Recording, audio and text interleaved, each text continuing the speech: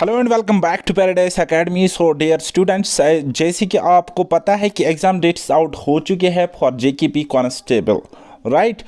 तो हम पढ़ रहे हैं कंप्यूटर सेक्शन के कुछ इंट्रोडक्टरी वीडियोस मैंने आपको दिए, लेक्चर्स मैंने आपको दिए। मुझे उम्मीद है कि आपने वो देखे होंगे और उन पे एमसीक्यूज वगैरह भी किए होंगे। जैसा जैसा मैं आपको अपने paid batches paradise academy application पे समझाता हूँ, आप वैसा वैसा करोगे। बाकी सिलेक्शन का दावा हम कर रहे थे, अभी भी कर रहे हैं और इंशाल्लाह आगे भी करेंगे और करके दिखाएंगे, राइट। तो आज हम पढ़ने जा रहे हैं इस इंपॉर्टेंट लेक्चर में कंप्यूटर हार्डवेयर। और ये कंप्यूटर हार्डवेयर का सब टॉपिक अगर हम बात करेंगे तो हमारा होता है इनपुट एंड आउटपुट डिवाइसेस हम देखने जा रहे हैं। डायरेक्ट ये आपके सिलेबस में गिवन है और यहाँ से बिल्कुल इजी लेवल के क्वेश्चंस बनते हैं और हर एग्जाम में 2 से 3 क्वेश्चंस यहाँ से पूछे जाते हैं। तो उम्मीद है इस एग्जाम में भी 2 से 3 क्वेश्चंस आज आपको सिक्योर हो जाएगी ये लेक्चर देखने के बाद। So without wasting much time let's get started. तो कंप्यूटर हार्डवेयर को समझने की कोशिश करते हैं कि ये होता क्या है। देखो बेटा, कंप्यूटर हार्डवेयर होते हैं फिजिकल कंपोनेंट्स ऑफ कंप्यूटर, जिनको हम देख सकते हैं या जिनको हम टच कर सकते हैं। जैसे कि आपका माउस है, आपका स्क्रीन हो गया कंप्यूटर का, आपका सपोज ये कीबोर्ड हो गया या अदर डिवाइसेस हो गए जिनको हम टच कर सकते हैं या देख सकते हैं, उन्हीं को हम कंप्यूटर हार्डवेयर की कैटेगरी में रखते हैं, ठीक। तो ये जो हार्डवेयर कंपोनेंट्स होते हैं ये क्या होते हैं, इलेक्ट्रिकल होते हैं, इलेक्ट्रिकल या मैकेनिकल डिवाइसेस होते हैं जो कंप्यूटर सिस्टम में हम यूज करते हैं। तो अब जब हमने देखा कि कंप्यूटर हार्डवेयर को हमने समझा ये क्या होते हैं, फिजिकल कंपोनेंट्स होते हैं जिनको हम देख सकते हैं या टच कर सकते हैं। तो इसी चीज को हमने बाइफरकेट किया है 2 डिवाइसेस में। एक होते हैं हमारे इनपुट डिवाइसेस और एक होते हैं हमारे आउटपुट डिवाइसेस, ठीक है। और कुछ डिवाइसेस ऐसे होते हैं जो इनपुट का काम भी करते हैं, आउटपुट का काम भी करते हैं। सो चलिए हम सबसे पहले समझ लेंगे इनपुट डिवाइसेस क्या होते हैं, ठीक है। इनपुट डिवाइसेस होते हैं इलेक्ट्रोमैकेनिकल डिवाइसेस, यानी कि इलेक्ट्रोमैकेनिकल ये टर्म यहां पे यूज हुई है तो कहीं ना कहीं इसमें इलेक्ट्रिसिटी अपना रोल प्ले करेगी, ठीक है। इलेक्ट्रोमैकेनिकल डिवाइसेस होते हैं जो यूजर को अलो करते हैं। यहां से इन डिवाइसेस के थ्रू यूजर क्या करता है, फीड करता है डाटा किसमें, कंप्यूटर में। तो मैंने आपको पिछले लेक्चर में भी समझाया, इनपुट मतलब आप इन करोगे, ठीक है। वो डिवाइसेस जिनको यूज करके एक यूजर अपना डाटा इन करता है कंप्यूटर में। जैसे कि कीबोर्ड आप लिखते हो TARIQ, ये आपने क्या किया, इनपुट किया, आपने कंप्यूटर कीबोर्ड पे दबाया TARIQ और कंप्यूटर में वो फीड हो गया, ठीक है। तो ये जो आपने दिया, ये जो इंस्ट्रक्शन आपने दी, इसको हम कहते हैं डाटा या हम कहेंगे रॉ डाटा, ओके। सो अब ये जो डाटा आप इनपुट डिवाइसेस के थ्रू देते हो तो इन्हीं के हम करते एनालिसिस, इन्हीं को हम करते बाद में स्टोरेज, और यही जो डाटा होता है ये कमांड देता है कंप्यूटर को कि कंप्यूटर को कौन सा टास्क करना है, राइट। इतना क्लियर है आप लोग सर? हाँ जी। अच्छा, जो आप इनपुट डिवाइसेस के थ्रू डाटा एंटर करते हो ना, वो चला जाता है मेन मेमोरी क्या होती है हमारी बेटा, रैम वो चला जाता है इन डिवाइसेस के थ्रू मेन मेमोरी में, ओके। और फिर वहां पे उसको सीपीयू लेता है, उस पर प्रोसेसिंग करता है, उसको कन्वर्ट करता है मशीन लैंग्वेज में और उस पर काम होता है। बहरहाल आप वो इनपुट डिवाइसेस की डेफिनेशन यहां तक क्लियर हो गई। तो सबसे पहले अब हम समझेंगे कि कौन सा इनपुट डिवाइस है हमारे पास। एक इनपुट डिवाइस है जिसको हम कहते हैं कीबोर्ड। क्या कहते हैं बेटा, कीबोर्ड कहते हैं। कीबोर्ड की फिगर डायग्राम आप यहां पे देख सकते हो। यहां पे क्या होते हैं, बहुत सारे कीज होते हैं एक बोर्ड पे होते हैं। इसमें होते हैं alphabet keyboard, alpha numeric keys भी होते हैं, नंबर्स फंक्शन कीज होते हैं, कर्सर कीज होते हैं, न्यूमरिक कीबोर्ड होता है, राइट। चलिए कीबोर्ड को समझने की कोशिश करेंगे। तो ये जो keyboard is use to enter data, इसको हम यूज करते हैं एंटर डाटा करने के लिए, इंफॉर्मेशन देने के लिए, जो हो सकता है न्यूमरिक फॉर्म में, यानी कि 1 2 3 4 के फॉर्म में, अल्फाबेट फॉर्म ABCD की फॉर्म में, या अल्फा न्यूमरिक जैसे कि कोई पासवर्ड हम लिखते हैं, सपोज तारिक @123 तारिक @123 ये पासवर्ड है। ये क्या है, अल्फा न्यूमरिक, इसमें अल्फाबेट्स है, इसमें न्यूमरिकल्स है। तो अल्फा न्यूमरिक डाटा भी हम इससे एंटर करते हैं, ठीक। ओके जी। और जब हम कोई भी की प्रेस करेंगे, कोई भी की हम प्रेस करेंगे कीबोर्ड पे, ठीक है, तो वो इंटरेक्ट करता है कीबोर्ड के एक सिस्टम के साथ जिसको हम कहते हैं कीबोर्ड कंट्रोलर या कीबोर्ड बफर। क्या होता है उसको क्या कहते हैं, कीबोर्ड कंट्रोलर या कीबोर्ड बफर, ठीक। अच्छा, कीबोर्ड कंट्रोलर जो होता है वो स्टोर करता है इस कोड को जो आपने प्रेसर किया, वो किस में स्टोर करता है, कीबोर्ड बफर में।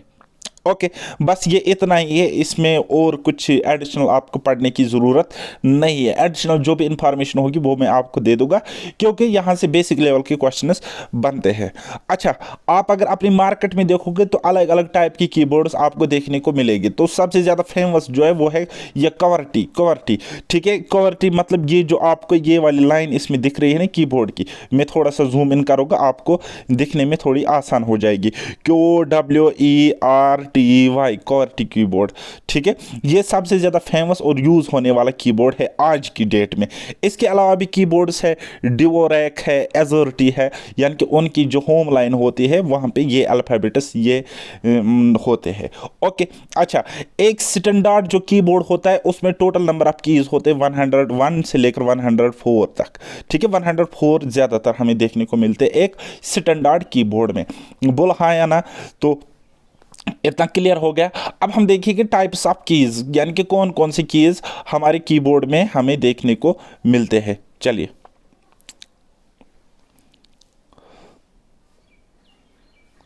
सबसे पहला वाला टाइप जो है हमारे पास वो होता है alpha numeric keys. Alpha numeric keys क्या होता है, इसमें ये ऐसे कीज होते हैं जहां पे इंक्लूड होते हैं दोनों की टाइप की कीज, यानी कि ABCD अप टू Z और 1 2 3 4 अप टू 9, ठीक है। तो इनको कहते हैं हम अल्फा न्यूमेरिक कीज।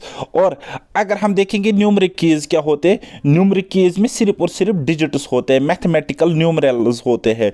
और ये न्यूमेरिक कीज हम यूज करते हैं मैथमेटिकल ऑपरेशंस या मैथमेटिकल ऑपरेटर्स की तरह हम इनको यूज करते हैं। ओके, देन उसके बाद हम देखेंगे फंक्शन कीज। हमारे कीबोर्ड में होते हैं सेट ऑफ कीज, टोटल कितने होते हैं 12, तो इनको कहते हैं फंक्शन कीज। तो ये कहां पे होते हैं, ये इस तरीके से होता है F1 F2 F3, इस तरीके से ये फंक्शन कीज होते हैं, ठीक। तो इनको क्या करते हैं, कोई स्पेसिफिक एक्शन लेने के लिए हम इसको प्रेस करते हैं, इनको प्रेस करते हैं।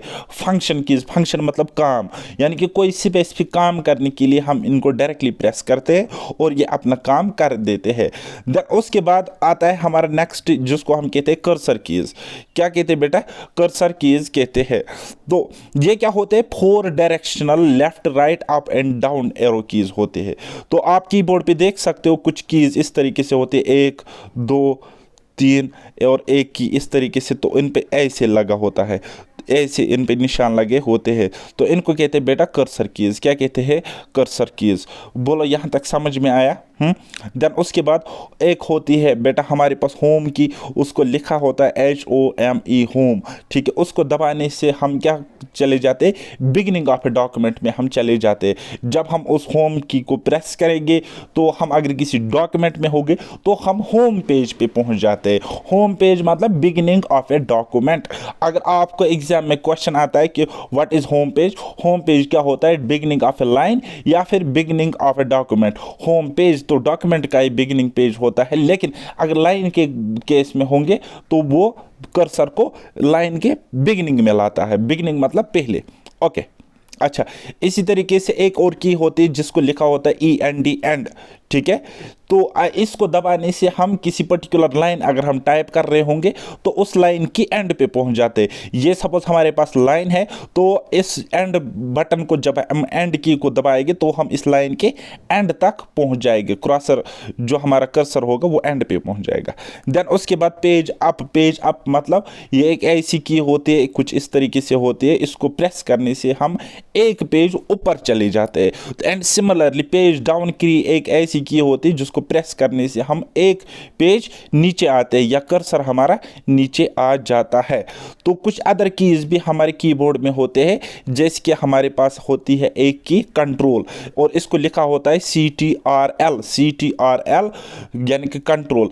अब ये CTRL यानी कि कंट्रोल की क्या काम करते हैं, ये कोई स्पेशल ऑपरेशन करती है। लेकिन अकेले दबाने से नहीं, बल्कि इसके कॉम्बिनेशन में कोई और की हमने यूज़ करनी होती है, तब जाके कोई स्पेशल ऑपरेशन, कोई स्पेशल फंक्शन होता है। जैसे कि मैं अगर दबाऊंगा CTRL+C यानी कि कंट्रोल+C, तो कंट्रोल+C मतलब क्या होता है, कॉपी।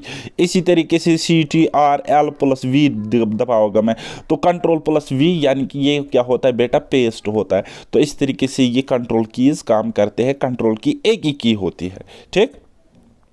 अच्छा, देन उसके बाद नेक्स्ट आता है हमारा, जिसको हम कहते हैं एंटर की। एंटर की हमारे कीबोर्ड में ओके की तरह काम करता है। ओके मतलब हम डन करते हैं ना किसी चीज़ को, तो यहाँ पे एंटर वही काम करता है। देन उसके बाद शिफ्ट, हमारे पास शिफ्ट की होती है, शिफ्ट की होती है। तो शिफ्ट की एक होती है हमारे कीबोर्ड में।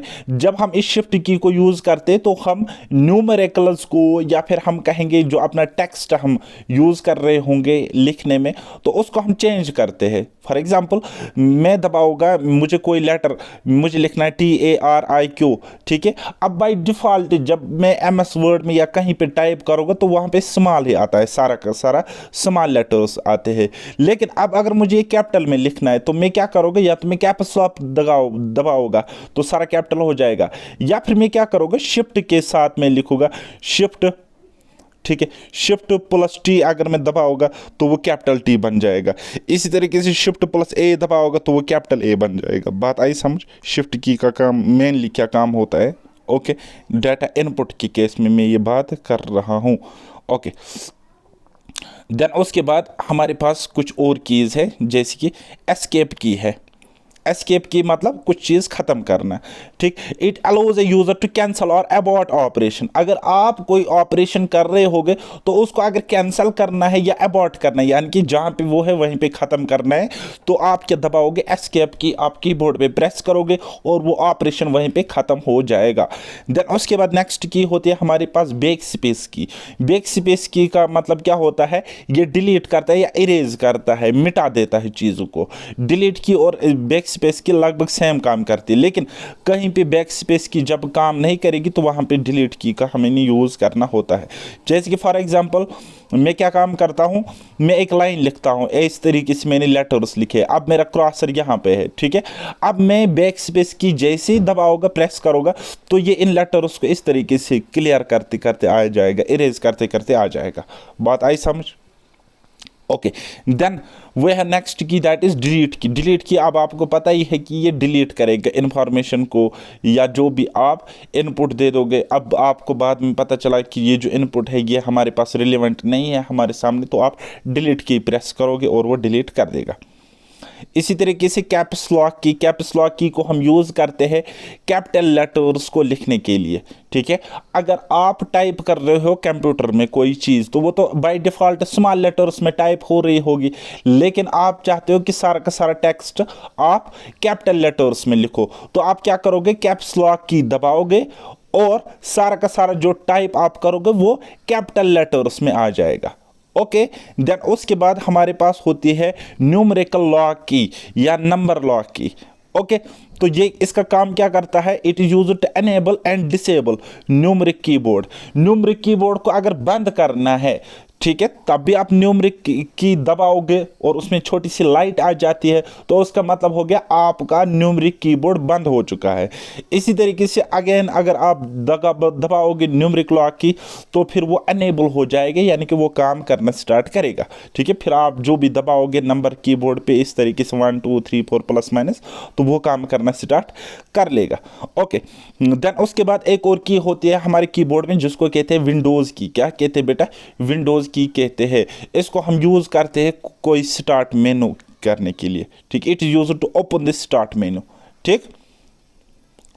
तो स्पेस बार की का आपको पता है, स्पेस डालने के लिए यूज़ करते हैं। स्पेस मतलब यहाँ पे द और लॉन्गेस्ट में ये स्पेस खाली जगह है ना, तो ये खाली जगह तभी आपको हो जाएगी जब आप स्पेस की को टप टप टप करोगे, यानी कि प्रेस करोगे, ओके।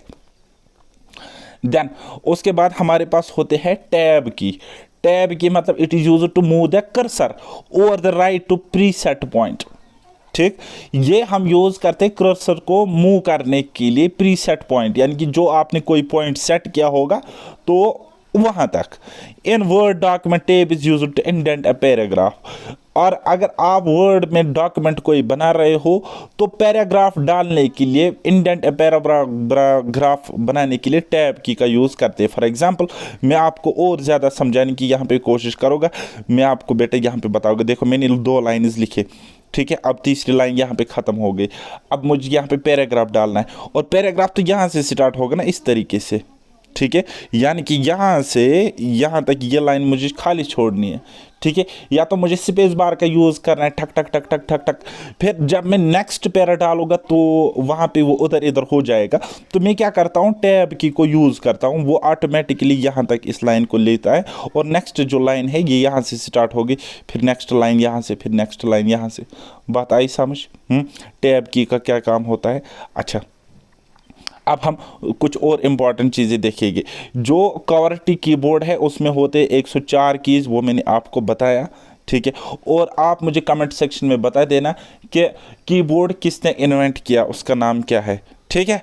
तो अच्छा, caps lock, numeric lock keys जो होते हैं इनको हम कहते हैं टॉगल कीज़। क्या कहते हैं बेटा? टॉगल कीज़ कहते हैं। इसी तरीके से कुछ और कीज़ है, जैसे कि शिफ्ट की है, कंट्रोल की है, ALT की है, ठीक है। शिफ्ट, कंट्रोल, ALT, ऐसी कीज़ को हम मॉडिफायर कीज़ कहते हैं। क्यों मॉडिफायर कीज़ कहते हैं? क्योंकि ये अकेले काम नहीं करती, इनके कम्बिनेशन में हमें कोई और की इनके साथ प्रेस करनी होती है ताकि कोई स्पेसिफिक ऑपरेशन, कोई स्पेसिफिक टास्क परफॉर्म हो सके। ओके, चलिए अब हम नेक्स्ट इनपुट डिवाइस पे जाते हैं, जिनको हम कहते हैं पॉइंटिंग डिवाइस, या कहेंगे पॉइंटिंग डिवाइसेस। तो पॉइंटिंग डिवाइस क्या होता है? A pointing device is used to communicate with the computer by pointing the location on the monitor. ये हमें क्या दिखाता है? ये हमें कंप्यूटर के साथ कम्युनिकेशन कराता है, या कंप्यूटर के साथ ये कम्युनिकेट करता है, लेकिन कैसे? कैसे ये पॉइंट करता है लोकेशन को मॉनिटर पे कि आप कहाँ पे हो। जैसे कि हमारा माउस होता है, तो माउस हमें इस तरीके से वो एरो शो करता है, या हमारे एक क्रॉसर शो करता है कि, और दिखाता है कि हम स्क्रीन के किस पॉइंट पे है, ठीक है। सो दैट हमारा कम्युनिकेशन और ज़्यादा अच्छी तरीके से हो जाए कंप्यूटर सिस्टम के साथ। तो जो डिवाइसेस वहाँ पे यूज़ होते हैं उनको हम कहते हैं पॉइंटिंग डिवाइसेस। अब पॉइंटिंग डिवाइसेस सिर्फ और सिर्फ माउस नहीं है, ट्रैक बॉल भी है और जॉयस्टिक भी है, वो मैं आपको आगे बताऊंगा। So movements of the pointing device are showed on the screen by movements of the pointer. वो मैंने आपको बताया, वही चीज़ है। तो कुछ कॉमन पॉइंटिंग डिवाइसेस हमारे पास है, जैसे कि सबसे पहला हमारे पास है माउस।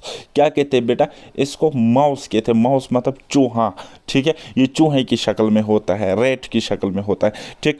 तो ये माउस क्या होता है? Is a small hand held pointing device, है ना। कुछ माउस इस तरीके से होता है ना, यहाँ पे स्क्रॉल बटन होता है और इस तरीके से तार होती है ना। तो इसको हम हाथ में पकड़ते और हिलाते हैं ऊपर नीचे उधर इधर, ठीक है। तो सो दैट कोई टास्क अच्छे तरीके से स्मूथली काम करे। ओके, सो इसमें क्या होते हैं? 2 बटन्स होते हैं। इसमें क्या होते हैं बेटा? 2 बटन्स होते हैं। It's upper side also has a small wheel between these 2 buttons, और एक स्मॉल व्हील भी होता है। तो अगेन मैं एक माउस यहाँ पे बना रहा हूँ, तो देखिए ये एक बटन है, ये एक बटन है, और बीच में एक व्हील होता है। इसको हम कहते हैं स्क्रॉल व्हील। क्या कहते हैं बेटा? स्क्रॉल व्हील कहते हैं। ये पेज उसको ऊपर नीचे कर देता है।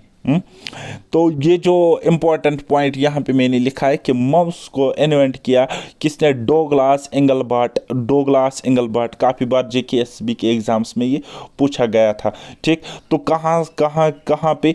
Stanford research centre. Stanford research centre. तो किसने इन्वेंट किया? डोगलास एंगलबर्ट। कब किया? 1963। अब माउस क्या है? एक पॉइंटिंग डिवाइस है, एक पॉइंटिंग इनपुट डिवाइस है। ओके, चलिए अब नेक्स्ट हम देखेंगे। यहाँ पे इसको हम यूज़ करते हैं टू इनपुट डाटा को इनपुट करने के लिए, यानी कि डाटा को कमांड देने के लिए। और ये हमें ग्राफिक यूज़र इंटरफेस के थ्रू दिखाता है वो पॉइंटर, कर्सर वगैरह कहाँ पे? मॉनिटर पर, यानी कि स्क्रीन पर, ठीक। द माउस में भी use to position the cursor.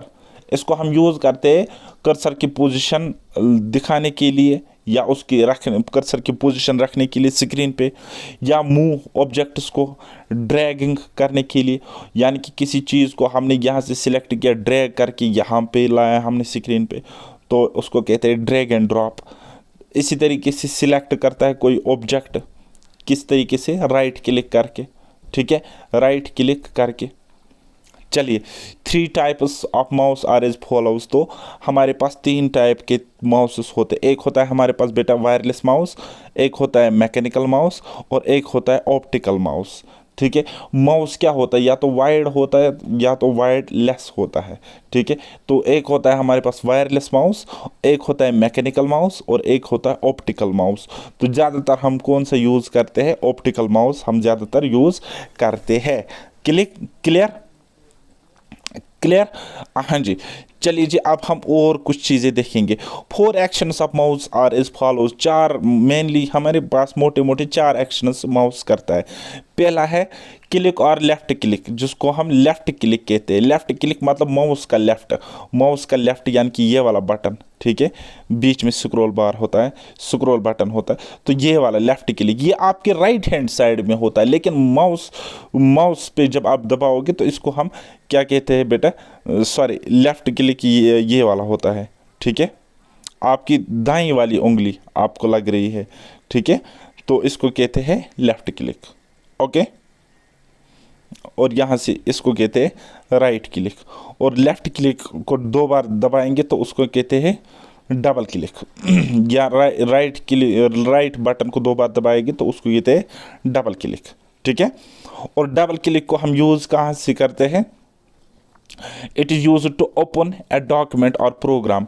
अगर आप स्क्रीन पे जाओगे, वहाँ पे किसी फाइल पे डबल क्लिक करोगे तो वो ओपन हो जाएगी, ठीक है। सिंगल क्लिक करोगे तो वो सिलेक्ट हो जाएगी। अच्छा, इसी तरीके से राइट क्लिक करोगे तो वो ओके हो जाएगा। वहाँ पे देखो, it displays a list of commands on the screen. Right click is use to access the properties of the selected object. जैसे कि आप किसी ऑब्जेक्ट को सिलेक्ट करोगे, उस पर राइट क्लिक करोगे तो वो वहाँ पे आपको प्रॉपर्टीज़ उसकी शो करेगा। इसी तरीके से क्या होता है, ड्रैग एंड ड्रॉप फीचर होता है हमारे माउस में। हम किसी चीज़ पर क्लिक करते और फिर उसको ड्रैग करके दूसरी जगह पे सेट करते, तो उसको हम कहते हैं ड्रैग एंड ड्रॉप फीचर। पढ़ने के लिए तो और बहुत सारी चीज़ें हैं इनपुट आउटपुट डिवाइस में, और ज़्यादा डीप हम घुस सकते हैं माउस में, लेकिन हमारे एग्जामिनेशन पॉइंट ऑफ व्यू वो रिलेवेंट नहीं है। और हमारे पास ये कोशिश रहेगी कि जल्द से जल्द आपका सिलेबस कंप्लीट हो, और क्योंकि आपके पास टाइम भी कम है और ये ज़्यादा डिफ़िकल्ट एग्ज़ाम भी नहीं है, लेकिन सिलेबस वास्ट है, सो दैट हमारा स्मार्ट अप्रोच यही रहना चाहिए कि हम मिनिमम पढ़ के मैक्सिमम स्कोर करें अपने एग्ज़ाम में। तो वैसे वैसे जैसे जैसे मैं आपको पढ़ाऊँगा, आपको वैसे वैसे करना है, एक्स्ट्रा अपना दिमाग बिल्कुल भी नहीं लगाना है। चलिए, अब हम नेक्स्ट जाते हैं, जिसको हम कहते हैं ट्रैक बॉल। क्या कहते हैं बेटा, ट्रैक बॉल कहते हैं। ट्रैक बॉल क्या होते हैं, बिल्कुल एक माउस की तरह एक डिवाइस होता है, लेकिन इस पर छोटी सी बॉल लगी होती है और उसको हमें उधर इधर घुमाना होता है, तो ये माउस की तरह काम करता है। Track ball is also used to control cursor movements and actions on a computer screen. Same to same ये माउस की तरह काम करता है। और इस ट्रैक बॉल को हम यूज़ करते हैं कहाँ पे, CAD/CAM, ठीक है, CAD/CAM वर्क स्टेशंस में, और समटाइम्स हम इसको computerised special purpose work stations के लिए भी यूज़ करते हैं, जैसे कि radar consoles in an air traffic control room, या फिर हम सोनार इक्विपमेंट्स में हम इसको यूज़ करते हैं, शिप में, सबमेरिन में, यानी कि पानी के नीचे, ठीक है, वहाँ पे इसका यूज़ हम क्या करते हैं। कैड मतलब कंप्यूटर एडेड डिज़ाइन। चलिए, इसी तरीके से हमारे पास एक और पॉइंटिंग डिवाइस होता है, जिसको हम कहते हैं जॉयस्टिक। क्या कहते हैं बेटा, जॉयस्टिक कहते हैं। तो जॉयस्टिक भी एक ऐसा डिवाइस होता है जो मूव होती है ऑल डायरेक्शंस में। इसकी ये ऊपर हैंडल होती है ना, तो इस हैंडल को जहाँ जहाँ हम घुमाएंगे, जैसे जैसे हम घुमाएंगे वैसे वैसे कर्सर या पॉइंटर मूव होता है स्क्रीन पे, ओके। तो ये मूवमेंट करता है, कर्सर के मूवमेंट को ये कंट्रोल करता है।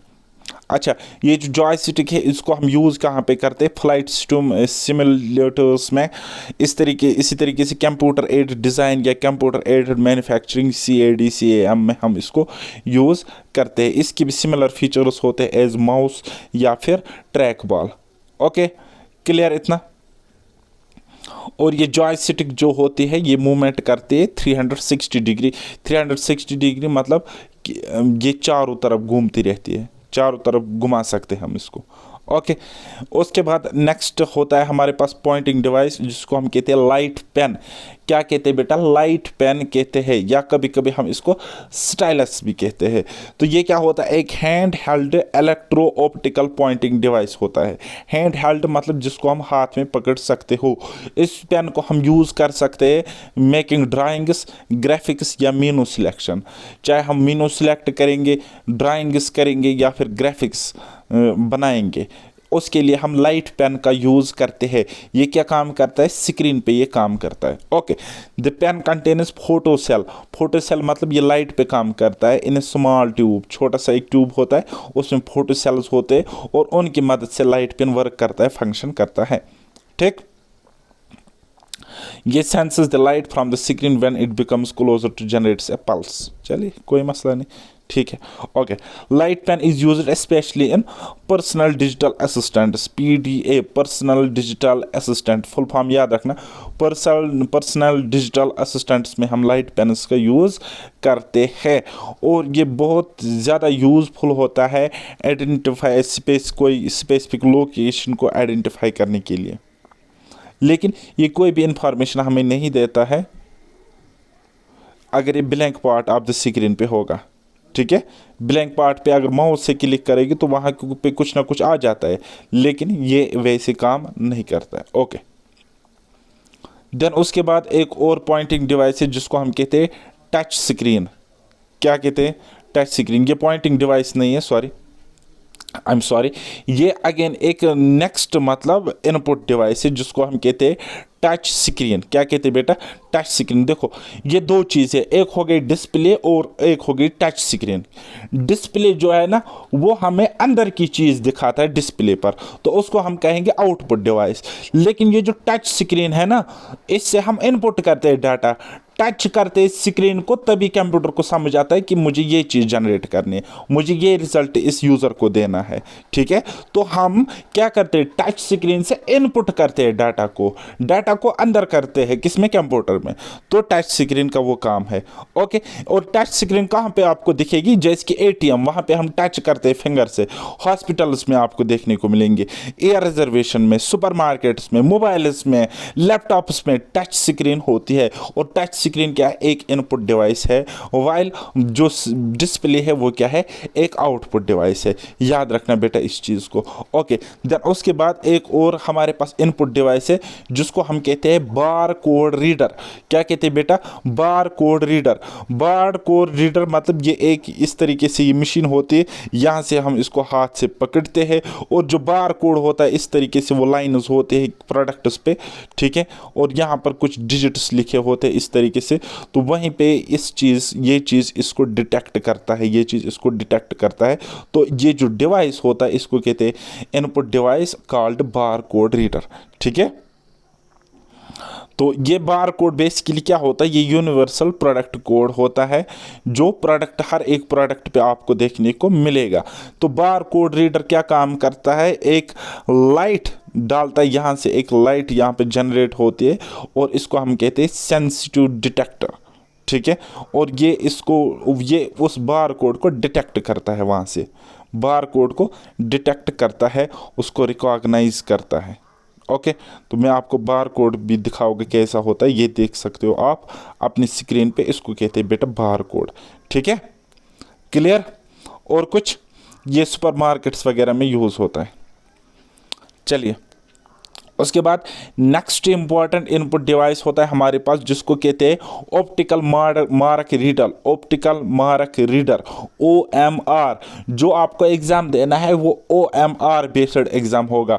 वहाँ पे इस तरीके से हर क्वेश्चन के लिए 1 2 3 4 गोले मिलेंगे और सपोज आपने एक गोला डायरेक्ट किया, ठीक है, एक गोलक डार्क किया, लेकिन जो इसको रीड करेगा वहाँ पे ये जो इसको समझेगा ना, ये इस डार्क पॉइंट को या इस डार्क सर्कल को जो आपने डार्क किया होगा, तो जो वहाँ पे समझेगा और वो उसको रीड करेगा, समझ के रिकॉग्नाइज करेगा और फीड करेगा कंप्यूटर में, और बाद में कंप्यूटर वहाँ से रिजल्ट देगा आपका ये सही है कि गलत है, ठीक है, आपका स्कोर कितना बन गया होगा, ठीक है। लेकिन इस डिवाइस के थ्रू ये सारा काम होगा ना, आपका OMR शीट चला जाएगा OMR रीडर के पास, ऑप्टिकल मार्क रीडर के पास, वो रिकॉग्नाइज करेगा वहाँ पे आपके मतलब ये हाईलाइटेड या डार्क सर्कल्स, देन उसके बाद आपका रिजल्ट वहाँ से जनरेट होगा।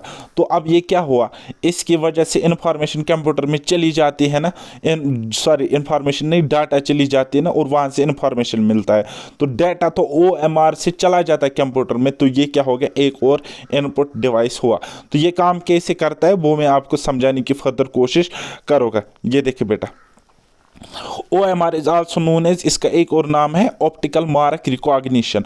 ऑप्टिकल मार्क रिकॉग्निशन OMR की फुल फॉर्म है, और OMR की फुल फॉर्म है ऑप्टिकल मार्क रीडर। दोनों अपने आप में करेक्ट है, सो कंफ्यूज होने की ज़रूरत बिल्कुल भी नहीं है। Okay, OMR is mainly use to detect marks on paper. जो मार्क आप पेपर पे करते हो ना इस तरीके से, वो गोला, ठीक है, तो उसको डिटेक्ट करने के लिए हम OMR मशीन का यूज़ करते हैं, ठीक। जैसे कि आप यहाँ पे देख सकते हो, ये यहाँ पे ऑप्टिकल मार्क रीडर एक मशीन है, तो यहाँ से हमने पेपर को डाला और ये इसको अंदर रिकॉग्नाइज करेगा, रिकॉग्निशन करेगी या रीड करेगी, देन उसके बाद अपनी रिजल्ट यहाँ से जनरेट करके दे देगा, ठीक है। OMR को वाइड यूज़ किया जाता है read the answers of objective type test. जो आप ऑब्जेक्टिव टाइप टेस्ट दे दोगे उसको रीड करने के लिए OMR मशीन्स का हम यूज़ करते हैं। क्लियर। इसके बाद एक और इनपुट डिवाइस आता है हमारे पास जिसको हम कहते हैं optical character recognition. Optical character recognition OCR। अच्छा, OCR को हम यूज़ कहाँ पे करते हैं?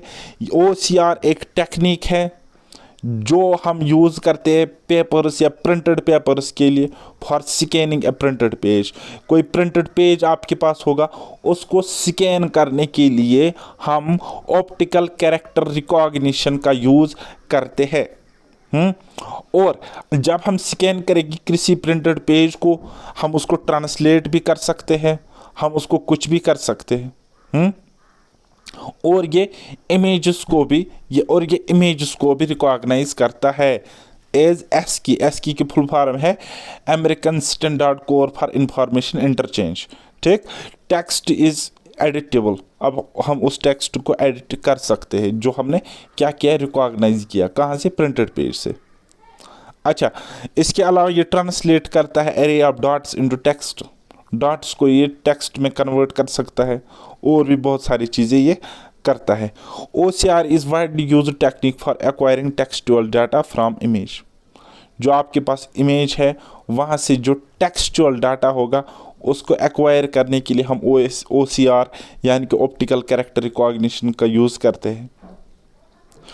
इसी तरीके से और बहुत सारी जगहों पे यूज़ होता है, जैसे कि टेलीफोन बिल्स में, इलेक्ट्रिसिटी बिल्स, इंश्योरेंस प्रीमियम, तो वहाँ पे हम OCR का इस्तेमाल करते हैं। और OCR की फुल फॉर्म क्या है? Intelligent character recognition. ये जो हमारे पास एक और एप्लीकेशन है ICR। ओके, इसको हम, इसकी फुल फॉर्म क्या है? Intelligent character recognition. बस इतना ही इंपॉर्टेंट है इसमें। चलिए जी, द नेक्स्ट है हमारे पास MICR। हम बोलते हैं ना यूजुअली MICR कोड बोलो, IFSC कोड बोलो, ठीक है। तो MICR की फुल फॉर्म काफ़ी बार पूछी गई है। तो MICR की फुल फॉर्म है magnetic ink character recognition. Magnetic ink character recognition, MICR। तो इससे हम क्या करते हैं MICR रीड्स द कैरेक्टर्स, ये रीड करता है कैरेक्टर्स को बाय एग्जामाइनिंग देयर शेप्स, उनकी शेप्स को एग्जामाइन करके, ओके, देन उसके बाद पास करता है ये किसको? कंप्यूटर को। अच्छा, ये जो कैरेक्टर्स होते हैं इसमें एक स्पेशल इंक यूज़ हुई होती है जिसमें होता है आयरन ऑक्साइड, ठीक है। और ये आयरन ऑक्साइड होने की वजह से इसको क्या करते हैं, मैग्नेटाइज होती है। आयरन ऑक्साइड प्रेजेंट होने की वजह से ये इंक मैग्नेटाइज होती है, या ये टेक्स्ट मैग्नेटाइज होता है, यानी कि रिकॉग्नाइज होता है। ओके, चलिए जी, ये आप देख सकते हो MICR मशीन कुछ इस तरीके से होती है। अब इसमें चेक डाल देंगे, उसको ये रिकॉग्नाइज करेंगे, रिकॉग्निशन करेंगे उसका।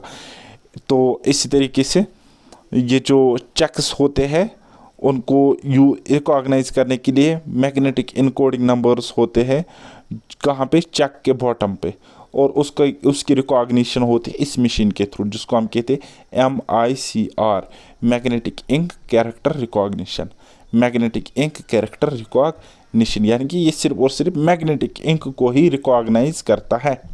ओके, देन उसके बाद हमारे पास एक और इनपुट डिवाइस है जिसको हम कहते हैं smart card reader. Smart card reader होता है, ठीक।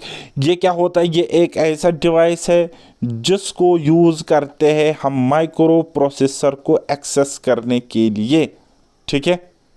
ओके, तो again it is a device which is used to access the microprocessor of a smart card. जो स्मार्ट कार्ड का माइक्रो प्रोसेसर है उसको एक्सेस करने के लिए हम स्मार्ट कार्ड रीडर को यूज़ करते हैं। तो हमारे पास यूजुअली अक्सर दो कार्ड रीडर्स होते हैं मोटे मोटे। एक होता है हमारा मेमोरी कार्ड्स, एक होता है हमारे पास मेमोरी कार्ड्स। तो memory cards are the cards which contain only non volatile memory storage components and some specific security logic. अब मेमोरी कार्ड्स एक ऐसे होते हैं जिनमें क्या होते हैं, सिर्फ और सिर्फ non volatile storage components. Non volatile storage components मतलब इसको कंटिन्यू पावर सप्लाई की ज़रूरत नहीं होती है, और इसमें जो हम डाटा रखेंगे वो परमानेंट बेसिस पे वहाँ पे स्टोर रहता है। इसी तरीके से दूसरा कार्ड रीडर होता है हमारे पास microprocessor cards. Microprocessor cards, ठीक है। तो माइक्रो प्रोसेसर कार्ड्स में क्या होते हैं, वोलेटाइल मेमोरी। वोलेटाइल वोल्टेज से आया है, वोल्टेज मतलब इलेक्ट्रिसिटी, ठीक है। तो इलेक्ट्रिसिटी जैसे ही ख़त्म होगी तो डाटा यहाँ पे ख़त्म हो जाता है, टाटा बाय बाय उसका हो जाता है, ठीक। अच्छा, ये जो कार्ड्स होते हैं स्मार्ट कार्ड रीडर, ये बना होता है प्लास्टिक का, जनरली PVC का। तो ये इम्पोर्टेंट नहीं है, बाकी आपने समझा कि स्मार्ट कार्ड रीडर क्या होता है। आप गाड़ियों में भी लगाते होंगे, बाकी सारी चीज़ों पे लगाते होंगे कार्ड रीडर्स वगैरह। ओके, देन उसके बाद एक और इम्पॉर्टेंट इनपुट डिवाइस है हमारे पास जिसको हम कहते हैं बायोमेट्रिक सेंसर।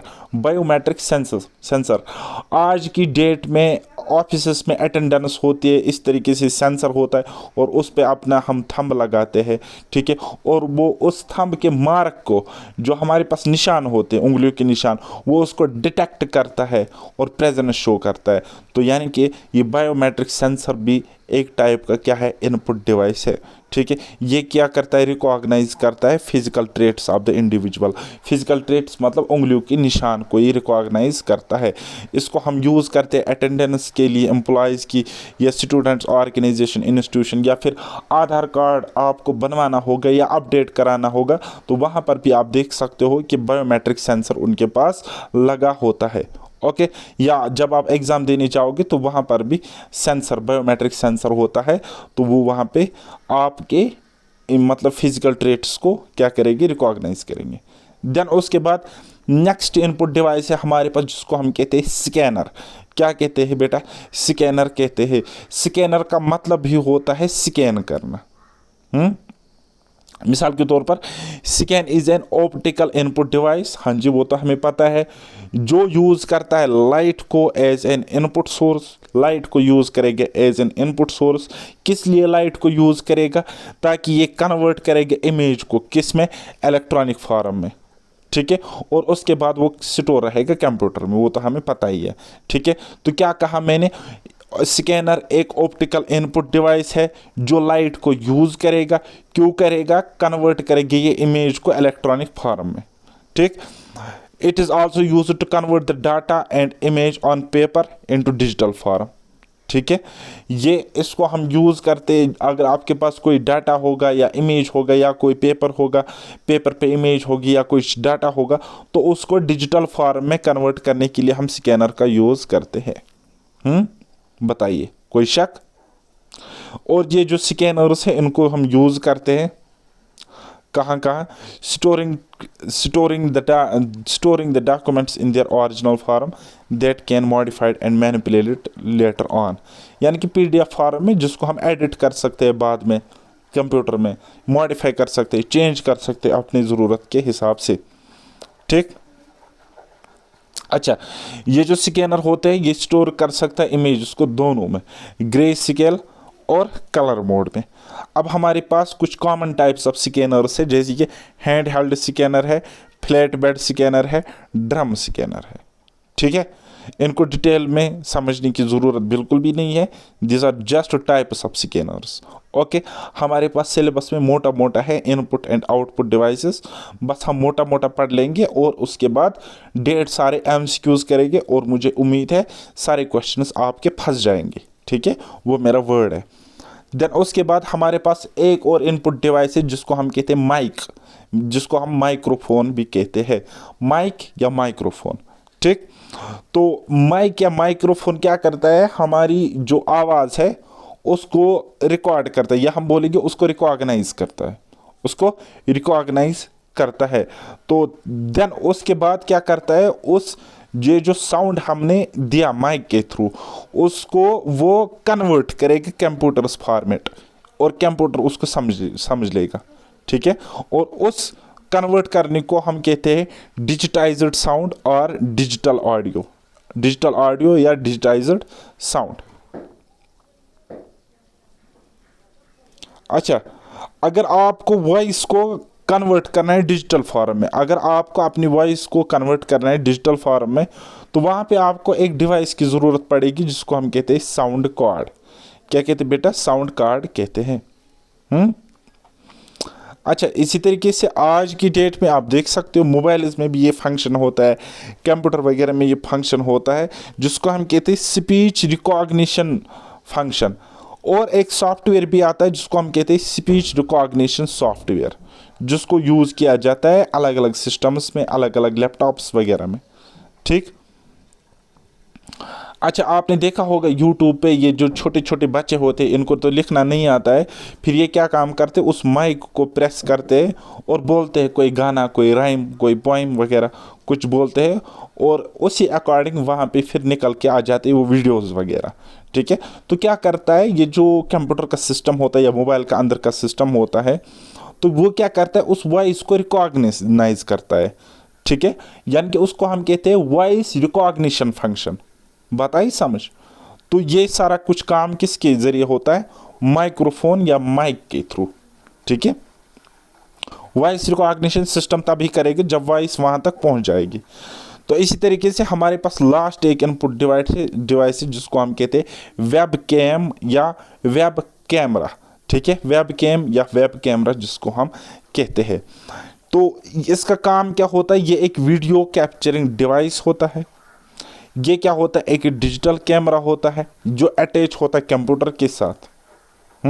इसको यूज़ किया जाता है वीडियो कॉन्फ्रेंसिंग के लिए, ऑनलाइन चैटिंग के लिए, ऑनलाइन टीचिंग के लिए। तो आप देख सकते हो ये कुछ इस तरीके से होता है। और आज की डेट में ये लैपटॉप्स में अंदर ही फिक्स हुआ होता है जिसको हम कहते हैं वेब कैम। ठीक है। अच्छा, वेब कैम्स आर इधर एम्बेडेड इनटू द डिस्प्ले, या तो ये डिस्प्ले के अंदर ही फिक्स होता है लैपटॉप से कंप्यूटर में, या फिर इसको कनेक्ट किया जाता है USB केबल के थ्रू या फायर वायर पोर्ट के थ्रू या वाईफाई टू द कंप्यूटर के साथ वाईफाई कनेक्ट करेगी, फिर मोबाइल को यूज़ करेगी एज वेब कैम। बात आई समझ? तो इस तरीके से हमारा इनपुट डिवाइस वाला लेक्चर ख़त्म हो गया। नेक्स्ट लेक्चर में आपको बताऊंगा आउटपुट डिवाइसेस एंड फिर हम MCQs भी कर लेंगे। सो तब तक के लिए मुझे दीजिए इजाज़त। बाय बाय, टेक केयर, अल्लाह हाफिज़ और मेहनत करते रहिए।